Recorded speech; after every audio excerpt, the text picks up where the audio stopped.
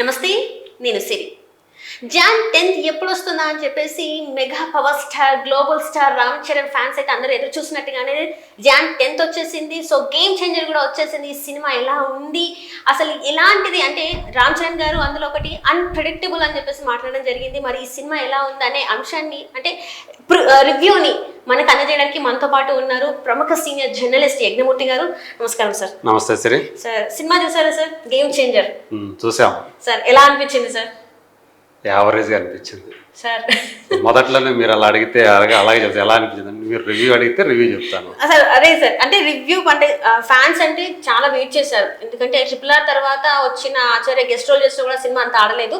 కానీ అందరి హోప్స్ ఏంటంటే ఆఖరికి మెగాస్టార్ చిరంజీవి గారి హోప్స్ కూడా దీని మీద చాలా వరకు పెట్టుకున్నట్టు చాలా సందర్భాలుగా చెప్పిన మనం చూసాం వీడియోస్ కూడా. సో ఈ సినిమా చాలా ప్రత్యేకమైనదని కూడా చాలా మంది మాట్లాడడం మనం చూసాం. డిప్యూటీ సీఎం పవన్ కళ్యాణ్ గారు కూడా మాట్లాడడం మనం చూసాం ఈ సినిమా గురించి. సో అలాంటి సినిమా ఫ్యాన్స్ కి పండగ లాంటిది. జాన్ 10th ఎప్పుడు అని చెప్పేసి ఎదురు చూస్తున్న క్రమంలో జాన్ 10th వచ్చేసింది, గేమ్ చేంజర్ కూడా వచ్చేసింది. సో ఆ సినిమా గురించి మీరు ఎలా అంటే చూసిన తర్వాత మీకు వచ్చిన అనుభూతి ఏంటి అసలు? గేమ్ చేంజర్ సో అంటే చాలా ఊహించుకొని వెళ్ళిన వాళ్ళకి మాత్రం కొంత డిసప్పాయింట్మెంట్ కలుగుతుందని చెప్పాలి. అందులో ఒక విలన్ తోటి హీరో ఒక డైలాగ్ చెప్తాడు, ఐ ఆమ్ అన్ప్రెడిక్టబుల్ అని. కానీ నాకైతే ప్రెడిక్టబుల్గానే అనిపించాడు. ఇక్కడ మనం చూపించినట్టు ఏం జరగబోతుంది, నెక్స్ట్ ఏం జరుగుతుంది ఏంటి అనేది మనం ఈజీగా ఊహించే విధంగానే ఉంది. సో అందులో అన్ప్రెడిక్టబుల్ అన్నప్పుడు మనకి చాలా థ్రిల్లింగ్ మూమెంట్స్ అనేవి ఎక్కువగా రావాలి. అలాంటివి కనిపించలేదు. మనం ఏదైతే ఊహించామో యాక్చువల్గా ఒకరోజు ముందుగానే ఈ సినిమా కథ ఎలా ఉంటుందని ఏదైతే ఊహించామో అలాగే సినిమా ఉంది. కాకపోతే ఆ ఫస్ట్ హాఫ్తో పోల్చుకుంటే సెకండ్ హాఫ్ సంహౌ బెటర్గా ఉందని చెప్పాలి. తండ్రి క్యారెక్టర్ అప్పన్న అనే క్యారెక్టర్, ఆయన భార్య పార్వతి, ఈ పాత్రల్ని కొంతవరకు బాగానే డిజైన్ చేశారని చెప్పాలి. అక్కడ కూడా ఒక తప్పుగా అనిపించింది నాకు. ప్రధానంగా అప్పన్న క్యారెక్టర్కి సంబంధించినటువంటి ఒక తప్పుగా ఉంది. అలాగే పార్వతి పాత్రకు సంబంధించి కూడా ఒక అనవసరమైనటువంటి అంశాన్ని ఆ క్యారెక్టర్కి పెట్టారు. అది అవసరం లేదు, నిజానికి కథకి అవసరంలా.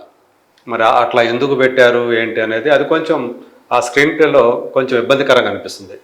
సినిమాలో ఒక సైడ్ సత్యం అని ఒక క్యారెక్టర్ ఉంటుంది, సునీల్ చేశాడు. కలెక్టర్ ఆఫీస్లో బంట్రోత్ అతను ఏంటంటే స్ట్రైట్గా నడవడు, సైడ్కి నడుస్తూ పోతుంటాడు. ముఖం ఎలా ఉంటుంది, పక్కకి ఎలా తిరిగిపోతుంటాడు, అంటే మామూలుగా ఇలా ఇలా ఇలా నడుస్తుంటాడు అనమాట. స్ట్రైట్గా చూడడు. సో మేము స్ట్రైట్గా చూడాలంటే మళ్ళీ తిరగాలి, పక్కకు తిరగాలి. అలాంటి క్యారెక్టర్ అది. సినిమా అంతా అదే. మరి అది ఆ క్యారెక్టర్ ఒకటే పెడితే బాగోదు అని చెప్పేసి అనుకున్నాడేమో. ఇంకో పాత్ర కూడా అలాంటిదే పెట్టాడు, అంటే తల అలాగే పక్కకు తిరిగిపోద్ది అనమాట. దురదృష్టవశాత్తు ఆ క్యారెక్టరు పార్వతి క్యారెక్టర్ అయింది. సో అది మరి ఈ సైడ్ సత్యం అనే క్యారెక్టర్ అయితే తెలిసిపోతుంది. అతను చెప్తాడు ఎందుకు అలా అయ్యాడో కూడా చెప్తాడు. దానికి ఒక పర్పస్ కనిపిస్తుంది. సినిమా అంతా అదే ఉంటుంది. కాబట్టి ఈ క్యారెక్టర్కి అలా పెట్టడం అనేది ఏ ప్రయోజనం ఆశించి పెట్టాడు అనేది అర్థం కాదు మనకి. అలా ఒక అనవసరపు విషయాన్ని పెట్టినట్టుంది. ఇది స్క్రీన్ ప్లేలో ప్రతిదానికి కూడా చేసుకునేటప్పుడు ఖచ్చితంగా ఆ క్యారెక్టర్స్ని డిజైన్ చేసుకునేటప్పుడు స్క్రీన్ ప్లేలో కూడా దానికి సంబంధించినటువంటి ప్రయోజనం కూడా మనం కల్పించాలి ఆ పాత్రకి. అది మిస్ అయిందని చెప్పాలి. అలాగే అప్పన్న పాత్ర సంబంధించి ఆయనకి నత్తి పెట్టారు. మన ఈ మధ్యకాలంలో ఎందుకనో డైరెక్టర్స్ ఏదో ఒక లోపం పెట్టాలి అన్నట్టు పెడుతున్నట్టు కనిపిస్తుంది. అంటే రంగస్థలంలో అది చాలా న్యాచురల్గా ఉంది. ఇక్కడికి వచ్చేటప్పటికి అక్కడ ప్లస్ అయింది. రంగస్థలంలో అలా ఉండటం, వినికిడి శక్తి లేకపోవటం అనేది, ఆ వినికిడి లోపం అనేది హీరోకి ఒక ప్లస్ పాయింట్ లాగా అవుతుంది. మనం చూసినప్పుడు ఆ పాత్ర మీద మనం ఓన్ చేసుకోవడానికి కూడా అది ఉపయోగపడింది. అన్నని దానివల్ల కాపాడుకోలేకపోతాడు ఒక సందర్భంలో. సో ఇక్కడికి వచ్చేటప్పటికి అది ఎందుకు పెట్టారు, తను అప్పటికే ఒక నాయకుడిగా రైతుల మధ్య నాయకుడిగా ఎస్టాబ్లిష్ అయినటువంటి వ్యక్తి. రైతులని కాదు, అక్కడ మైనింగ్ జరుగుతూ ఉంటుంది, మైనింగ్ జరుగుతుంటే మొత్తం అంతా కూడా ఊరికంతా కూడా నాశనం అవుతుందనే ఉద్దేశంతో ఆ మైనింగ్ తీసేయాలని చెప్పేసి ఒక పోరాటం చేస్తాడు, అందులో విజయం సాధిస్తాడు. అలాంటి వ్యక్తి ఒక నాయకుడిలాగా అందరూ గుర్తించినటువంటి వ్యక్తి తనకి ఆ లోపం వల్ల మనమే ఊహించుకోవాలి, పలానా వీళ్ళకి దొరికాడు, ఎక్కడో దొరికాడు, వాళ్ళు తెచ్చి పెంచుకున్నారు అని చెప్పేసి మనం అనుకోవాలి. అలాగే అతను మొదట ఐపీఎస్ అయ్యి తర్వాత ఐఏఎస్ అవుతాడు, తర్వాత all of sudden chief election officer కూడా అయిపోతాడు. ఇది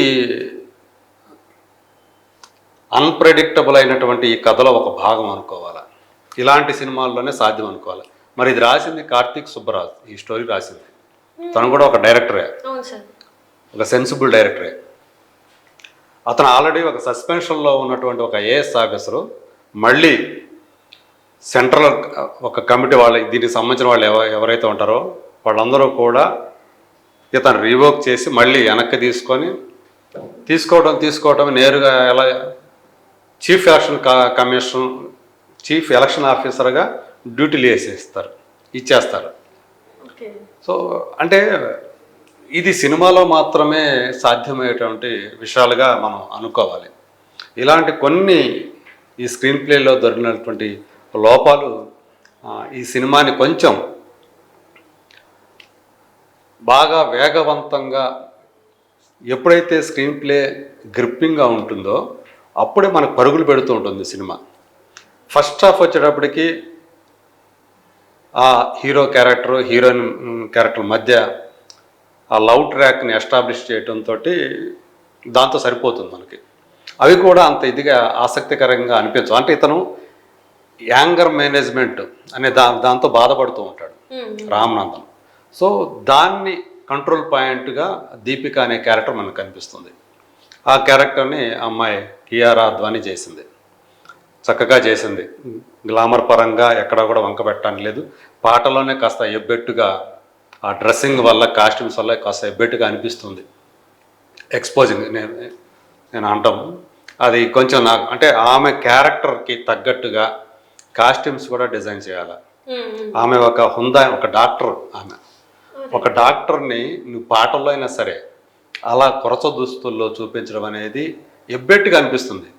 మన ఊహాలోకంలో పాడుకోవచ్చు, అయినప్పటికీ కూడా ఆ క్యారెక్టర్, ఆ వ్యక్తిత్వానికి తగ్గట్టుగానే ఆ కాస్ట్యూమ్స్ కూడా పాటల్లో అయినా సరే డిజైన్ చేయాలి, డ్యూయట్స్ అయినా సరే దానికి తగ్గట్టు డిజైన్ చేయాలి.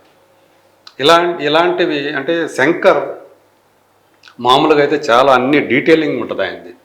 చిన్న చిన్న మైల్యూట్ అంశాలు కూడా ఆయన చాలా జాగ్రత్త చూస్తాడు. అవి ఈ సినిమాలో కనిపించలా.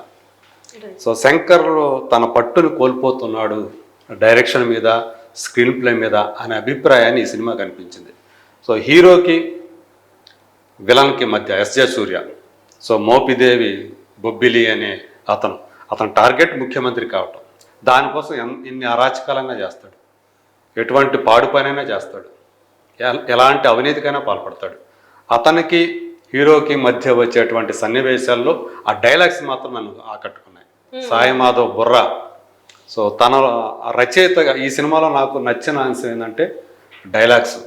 రచయితగా సక్సెస్ అయ్యాడు అక్కడ, కానీ డైరెక్టర్ శంకర్ ఫెయిల్ అయ్యాడు. ద్విపాత్రలో అప్పన్నగా, అలాగే రామనందన్ క్యారెక్టర్లో రామ్ చరణ్ చాలా బాగా యాక్ట్ చేశాడు, నో డౌట్. సో ఒక పర్ఫార్మర్గా అతను ఎలాంటి ఏంటి అంటే రంగస్థలం తర్వాత అతను ఒక పర్ఫార్మర్గా ఎలా ఎవాల్వ్ అయ్యాడో మనం చూసాం. దానికి ఈ సినిమా కొనసాగింపు అనిపిస్తుంది. అంజలికి చాలా మంచి పాత్ర లభించింది.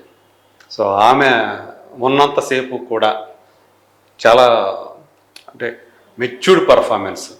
సో ఒక మంచి నటిరాయేమే అని అనిపించేటట్లు ఆమె కనిపిస్తుంది. ప్రతి నాయకుడిగా ఎస్జే సూర్య ఎప్పట్లాగానే తనకి చాలా అలవాటైన రీతిలో ఈజీగా చేసేస్తాడు ఆ క్యారెక్టర్లో, మోపిదేవి అనే క్యారెక్టర్లో. ఆయనకు ముందు సీఎంగా మోపిదేవి సత్యమూర్తి అనే క్యారెక్టర్లో శ్రీకాంత్ కొత్తగా కనిపించాడు ఈ సినిమాలో. అవును, అంటే యంగ్గా ఉన్నప్పుడు మామూలుగా ఉంటాడు, వయసుతో పాటు జుట్టు రాలిపోతుంది అన్నట్టు అక్కడ అది కనిపించింది ఆ క్యారెక్టర్లో. సో అతను వయసు మళ్ళాక ఆ జుట్టు రాలిపోతుంది, మధ్యలో జుట్టు, అది కొత్తగా కనిపించాడు, తను బాగా చేశాడు. అందరూ కూడా నటీనటుల పరంగా చూసుకున్నప్పుడు అందరూ కూడా బాగానే చేశారు. ఎవరికి కూడా వీళ్ళు తక్కువ చేశారు అంటానికి లేదు. జయరామ్ కానివ్వండి, సో అంటే శ్రీకాంత్ ఇద్దరు కొడుకులు కాదు, అంటే సొంత కొడుకులు కాదు, ఇద్దరు పెంచుకున్న కొడుకులు ఇద్దరు కూడా, జయరామ్ ఎస్జే సూర్య. వీళ్ళిద్దరూ యాక్చువల్గా రాజీవ్ కనకాల పోషించినటువంటి ముకుందం అనే క్యారెక్టర్ ఆ కొడుకులు అనమాట. సో అతను ముకుందం అనే అతను అప్పన్నకి ఒక ముఖ్య సహాయకుడిగా ఉంటాడు. సో ఆ తర్వాత వాళ్ళు ఎలా వెన్నుపోట్లు పొలిచాడు ఏంటి అనేది సినిమాలో ఒక భాగం. ఈ సత్యమూర్తి కానీ ఈ ముకుందం కానీ కలిసి ఏం చేశారు అప్పన్నని అనేది మనం సినిమాలో చూడాలి. టెక్నికల్గా ఉన్నప్పుడు టెక్నికల్గా చాలా బాగా అనిపించింది.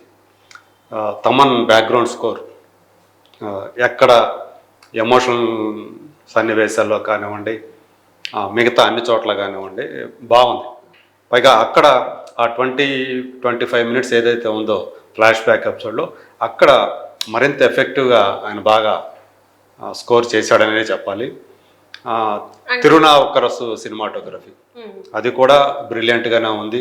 సో ఎడిటింగ్ వచ్చేటప్పటికే కొంచెం ఈ స్క్రీన్ ప్లేలో ఉన్నటువంటి లోపాలని ఎడిటర్ కూడా సరిదిద్దలేకపోయాడు. టెక్నికల్గా ఓకే, ఎడిటింగ్ పక్కన పెడితే మ్యూజిక్ బాగుంది, సినిమాటోగ్రఫీ బాగుంది, ఆర్ట్ డైరెక్షన్ బాగుంది, ఆ యాంబియన్స్ అంతా బాగుంది. పాటల్లో కూడా ఆయన మార్పు కనిపిస్తుంది. సెట్లు కనపడతాయి కదా కలర్ఫుల్గా, అవి అదంతా కూడా అక్కడ శంకర్ మార్క్ మనకు కనిపిస్తుంది. కానీ బట్ కొన్ని కీలకమైనటువంటి విషయాల్లో అతను కొంచెం దారి తప్పినట్టుగా, అతను తన పట్టు కోల్పోయినట్టుగా నాకు అయితే అనిపించింది. శంకర్ తను మరోసారి తాను చెక్ చేసుకొని, ఎందుకంటే ఇండియన్ 2 చూసిన తర్వాత మనకి ఇది శంకర్ చేసిన సినిమానా అని చెప్పి చాలా ఒక షాక్కు గురయ్యాం. ఇది అంత బ్యాడ్ సినిమా కాదు, అంటే మనం మామూలుగా చెప్తాం కదా నాట్ బ్యాడ్ అంటాం కదా, అలాంటి సినిమా.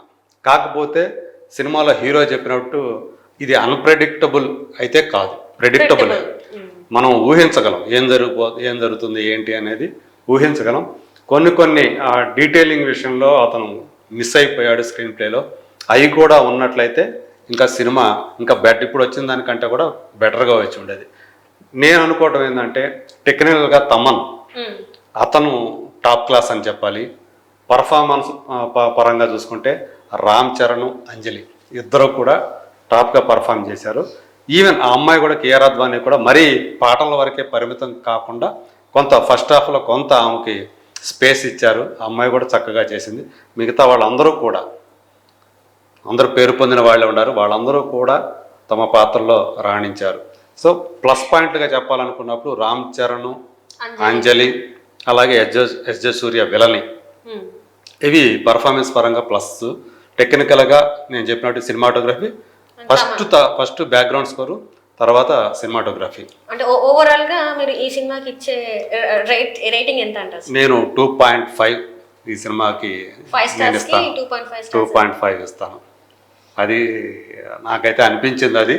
సో అంటే నేను చూసినప్పుడు ఇది ఇంకా బాగా తీయగలిగి ఉండొచ్చు, ఇంకా తీసి ఉండవచ్చు. నాకు కొన్ని ఆ తప్పులు ఏవైతే నేను స్క్రీన్ ప్లేలో చెప్పాను కదా, ఇవి అనవసరమైన విషయాలు పెట్టారు, కొన్ని అవసరమైనవి పెట్టలేదు. సో అది నాకు కనిపించింది స్క్రీన్ ప్లేలో. సో అది కనుక లేకుండా ఉన్నట్లయితే ఇంకా మెరుగ్గా చేసి ఉంటే బాగుండేది అని అనిపించింది నాకు. Right sir. సో ఓవరాల్గా మీరు ఇచ్చేది అయితే 2.5 అండ్ సినిమా వచ్చేసి మిమ్మల్ని అయితే మీ పర్సనల్గా అయితే కొంత అది ఏదైతే స్క్రీన్ ప్లే ఉందో అది కొంచెం బాగుండేది అండ్ శంకర్ గారి మార్క్ కొంచెం తగ్గింది అని అనిపిస్తుంది. So right sir, right. Thank you so much sir. Thank you.